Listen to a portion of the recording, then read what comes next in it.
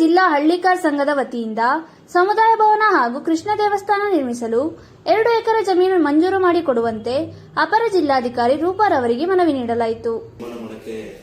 ಅನುವು ಮಾಡಿಕೊಡ್ಬೇಕು ಅಂತೇಳಿ ಮನೆ ಶಾಸಕರ ಹತ್ರ ಕೇಳಿದಾಗ ಪ್ರೊಸೀಜರ್ ಪ್ರಕಾರ ಜಿಲ್ಲಾಧಿಕಾರಿಗಳಿಗೆ ಕೊಡಿ, ಅದನ್ನು ನಾನು ಪರಿಗಣಿಸ್ತೀನಿ ಅಂತ ಹೇಳಿದ್ರೆ ಹಾಗಾಗಿ ನೀವು ಮನೆ ಕೊಡ್ತೀನಿ.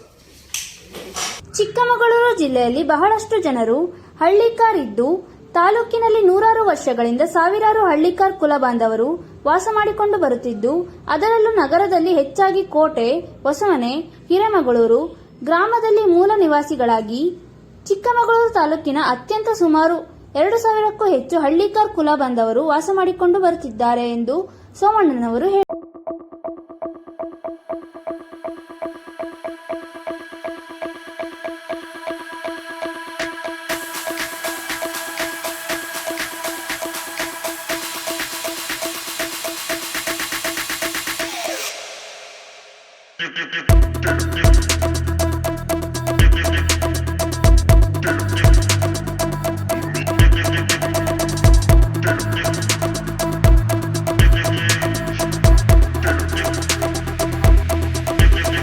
ಜಿಲ್ಲಾ ಹಳ್ಳಿಕಾರ್ ಯುವಕರ ಸಂಘದ ಅಧ್ಯಕ್ಷರಾದ ಕೋಟೆ ಸೋಮಣ್ಣ, ಚಂದ್ರಶೇಖರ್, ಗುರುಪ್ರಸನ್ನ ಮುಂತಾದವರು ಉಪಸ್ಥಿತರಿದ್ದರು.